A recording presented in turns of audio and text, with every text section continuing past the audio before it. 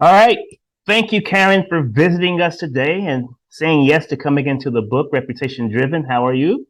I am excellent. Super happy to be here talking to you today. Yes, yes. So I had a chance to speak with you a couple of weeks ago about, the opportunity and you coming into the book and you sharing your story was amazing. And I love the fact the way you're taking on this responsibility, this financial literacy responsibility for your family. I really, really love that. So just give the people, a little bit about who you are and what you do. So my name's Karen Chenaille. I am an entrepreneur. I call myself an omnipreneur because I have several different businesses that I invest in and run. We've got a short-term rental business, which includes tents. So we've got a glamp ground that we're setting up. Also a very active agent in the Smokies real estate market. We have a coffee shop. I'm part of a syndication, and then we're also rolling out a short-term rental setup business here for the Smokies in the very near future. So got my hands in everything, hence the term. I don't know if it's original, but I coined it. It's omnipreneur. I'm claiming it. It's mine. Omnipreneur, I love it. I love it. And you got your hands in all kind of things. That's pretty awesome. So, what made you decide to come into the book Reputation Driven? What made you want to be part of this opportunity? I've been interviewed on a few podcasts, I'm a part of a bunch of different coaching communities, and a lot of people have said you need to get your story out there. What you've done is very inspiring to people.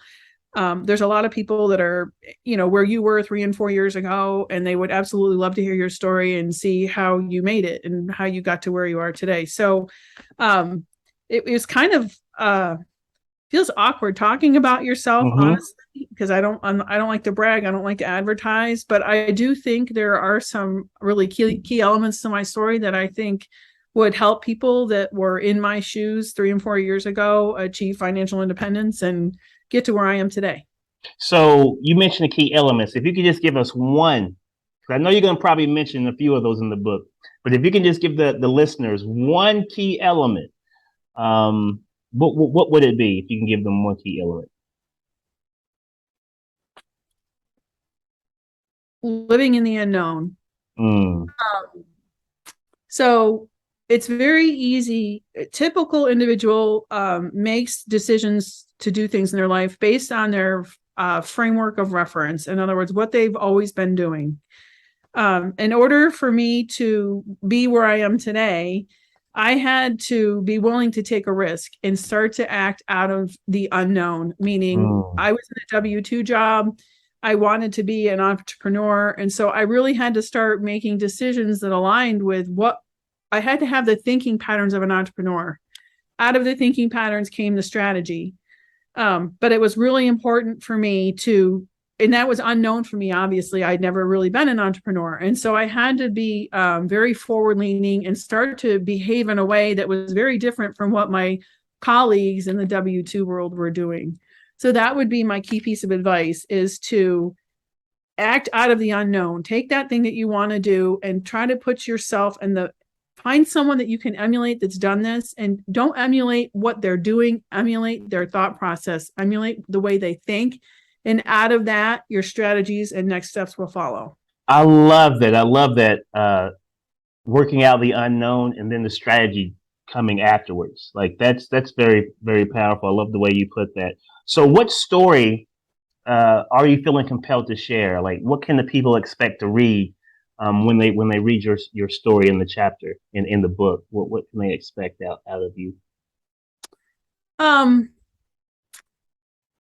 so reputation driven is all about building relationships with people through your reputation. And I think it's really important that it's one thing to act out of the unknown, but you also need to be building networks. And I will Mm. say that in the very beginning, I had a slow start. I honestly think I quit my W 2 about 18 months after I decided I was going to do it. I probably could have done it in half the time if I had been more comfortable with networking. Initially, especially in the W 2 world, so much of it is individual contribution. And even though I was in more of a senior management role, still so much of it I felt like was individual contributions. If you really want to be successful and you really want to advance your rate of success and your rate of entry into anything that you're doing. I think it's really important that you network with people. Don't be afraid to network. And that ties in with reputation building, because as you network, you get your reputation out there. People talk about you, your name is top of mind. And you want to make sure that the reputation that you're putting out there is the thing you want people to know you for. So I think that being reputation driven is really critical for people to promote whatever they're doing, whether it's a business or it's a charity, anything that they're doing, even inside your own family, your reputation matters. That's true. If your family knows you to be a person that they can rely upon to help them, or, just get things done, they're going to come to you more often and they're going to trust you more. So I think reputation really, I love the idea of your book, and I am super excited to be writing a chapter in it, because I could go on all day about reputation and how important I think it is, and how important I think it is for people to leverage that early on. I'm honored. I'm honored that you even say that, because, and especially as you mentioned family, because one thing that we talk about is that's a good place to practice, right? Especially if you're a parent, practicing that reputation-driven mindset with your children. Hey, if you tell your children you're going to take them to the park tomorrow, be sure you take them to the park tomorrow, because they're learning from you, right? They're learning from you. So I think that's very important. I love the way you put that. So would you say that maybe you started it late in your career to really quit that W-2, or you think you were an early blossom person? So what It's so funny that you asked this, because I'm 51 years old. I hit financial independence. I quit my W-2 in May of 2021. There was some overlap between the last couple of months of my W-2 job, and then I had also started selling real estate here in the Smokies. I do think I got started late. I started out in real estate back around 2014.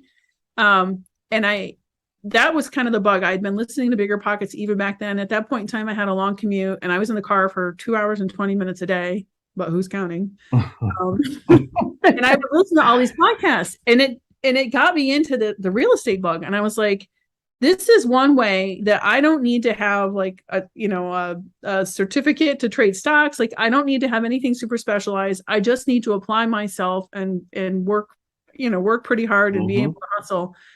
And I do think I got started late. I look at my children. One of my legacies is I want to leave behind a family of entrepreneurs. I want everyone to figure out how to do what I'm doing now, but like in their 20s.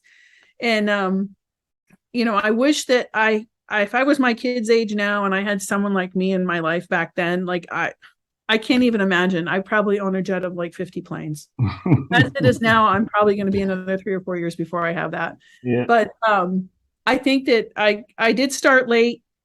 I think it's all about, again, networking, reputation driven, getting in with the right people. The younger you can do this, the better off you can be. I really believe that age is no restriction to being able to become financially independent, whether you're my age or whether you're younger, like in your 20s. If you have the right mindset and you're making the right connections and you're in the right communities, you can do it. Well, I love the fact that you didn't let anything hold you back neither. And those are listening, like Karen is saying, age is just a number as long as you just get started, right, Karen? I mean, as long as you just get started. And that pivotal moment came for you when? So at what point in your life would you say you hit that place in your career where you was just like, enough is enough? Oh, I have to make this pivot now. It's for a longest time, I was okay doing both, because I was very good at my W-2 job. I ended my career in business development. Prior to that, I was working for the government on different programs, and it was classified programs. It was a really awesome job that I had. And I liked that job for quite a while. And I was content with doing both. But as I got later in my career, they gave me a little bit more autonomy. And I started to have all these really awesome ideas of things that I would want to go do. And time and again, like, I'd bring these ideas up to the executives and they would be like, no, we're not going to do that. That's a little bit too risky for us. That doesn't match our image. And I'm sitting here this whole time. I'm like, but this would be so awesome. Like, I know you're going to be successful. Like, I could feel it in my gut. Like, I knew my intuition, my knowing told me this was the right thing for them to do. There was no amount of convincing because they are in a completely different mindset, different environment, fairly risk averse. You know, they're very concerned about the reputation of the company. And oh my goodness, like, what could happen if we did this? So it was probably about, I would say, 3 years before I left. That I was just, it hit me. I'm like, I cannot be in a W-2 job anymore. I am an entrepreneur. I'm very creative. I was not, at that time, I was a little bit afraid of sort of taking that W-2 safety net away, which is why I think I milked it for as long as I did.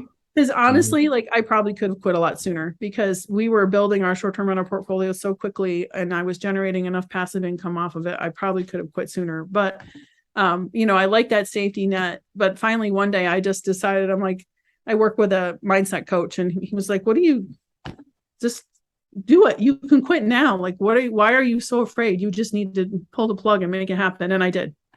That's awesome. That's awesome. So you were actually being an entrepreneur or when you had your W-2 during those 3 years? Because that was gonna be my next question, but you answered that question. You answered my question with your comment there. So that's awesome. So what bit of advice could you share with the listeners? If you had to give them one bit of advice that they could do today, I mean, what would that be? Would it be a book that they need to pick up? Would it be maybe reaching out to a mentor? What would you say? Book, and it's going to sound so biased. Yeah. Because this is my coach, but I love my coach and he changed my life. But the book called Do the Impossible by Jason Dries, this has been what I have been living by since I went into his coaching program about 2.5 years ago. And he doesn't pay me to promote any of this. I'm telling you, like, this book, and I've got it right here. It sits on my desk every day. Can you hold it up? I can. Hold that book up? Be able to see it. Can you see the title of it? Back it up just a little bit. Just a little bit. No, it's not. I'll put the link, guys. I'll put the link of the book inside the description. But this is the book that will teach you how to act out of the unknown. It teaches you a thing called frame shifting. It's absolutely unbelievable, this book. Again, it has changed my life, and I still listen to it. Like, this teaches you a set of skills that you can use for the rest of your life. Anytime you're trying to tackle something new or do something hard, or you think there's the mantra of the book is, if there's a goal and you're afraid of it, that means you should do it. That's the thing you should be doing. If you have a goal and you can immediately, like, write down on a piece of paper all the steps you need to do to achieve that goal, you're not thinking big enough. And that is what I use. That is my guiding principle to make all the decisions about anything that I pursue, whatever I'm chasing. If it scares the heck out of me, that's the right goal. If I can think about it and, like, literally write down, oh, I'm going to call Sally, I'm going to call Joe, I'm going to, make this Facebook post and we're going to be done. Well, that's probably too easy, because those are all things that are very easy for me to do. It's an amazing book. I can't recommend it highly enough. So would you say that books, has inspired you to want to share your own story in books? Because I love what Jim Rohn said. Jim Rohn said he writes to earn the respect of the people he respects. So that's pretty powerful, and I love that. So, I'm going to check out the book. I'm going to check out that book. You really should. It'll change you. Yes. It's got some little, so there's some things in the end of it. They're called repeat after me statements. It's going to feel funny when you first do it, because it's almost like you're speaking in tongues or something, right? Which is kind of, but they really work and they really help. And you have to say them out loud, but they will change you. They will shift you. And the more you can do them, the better. Because honestly, if you're saying it to yourself, the subconscious mind believes what you're speaking out loud. So, again, it's a little bit funky, and you'll be like, oh my God, and you don't want to be around anyone when you're saying them, because your spouse will look at you like you have 3 heads, but it's pretty cool. It really is. And it's changed my life, and I can't recommend it highly enough. Well, thank you for recommending the book to us. How can people get in contact with you, Karen? If they want to reach out to you, maybe to check out some of your properties, how can they reach out to you?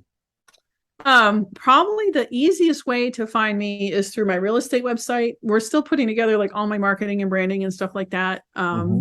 Which I hope to have ready. Well, I will have ready by the time we launch Reputation Driven, but it's blacksheeprealty.co.co. And then on there, there's a whole About Karen page. There's also on there, there's a link to all my my rental portfolio. If you want to see what I have in my rental portfolio, it's stargazerstays.com. And that'll have a link to both like my regular Airbnbs and then the Glamp Ground, which we're launching on Labor Day weekend. A lot of cool stuff out there. And then the syndication website is investwithnightingale.com. And that one is still, there's a few little things on there that are rough around the edges, but it's out there. All right. So I'll leave the link to your realty. And if you want to send me any other links, I can add those to the description as well for the people who are watching. They can access you. Yes. So Karen, thank you. I'm glad you said yes. Just our conversations, I learned in our initial conversation that you're very insightful. And I love the way you really like share your content, meaning like you have a way of like explaining a unique way of like explaining things, and it's more metaphorical, and I like that because you say it in such a way that it's able to, we're able to kind of see it here, like we can vision what you're saying. So I love the way you explain things, and I can tell that you're really passionate about what you do. I think that you're a steward. I think your family really appreciates your drive and how you are able to really bring them in and teach them these key principles and those key steps. I think that's very important because generational wealth is important. And so thank you for being who you are. Thank you for saying yes. Continue to press play, which I know that you will. And those of you who are watching, I'll leave the links for so that you can reach out to Karen. Karen, thank you so much for being a part of this book. Thanks for talking to me. So excited.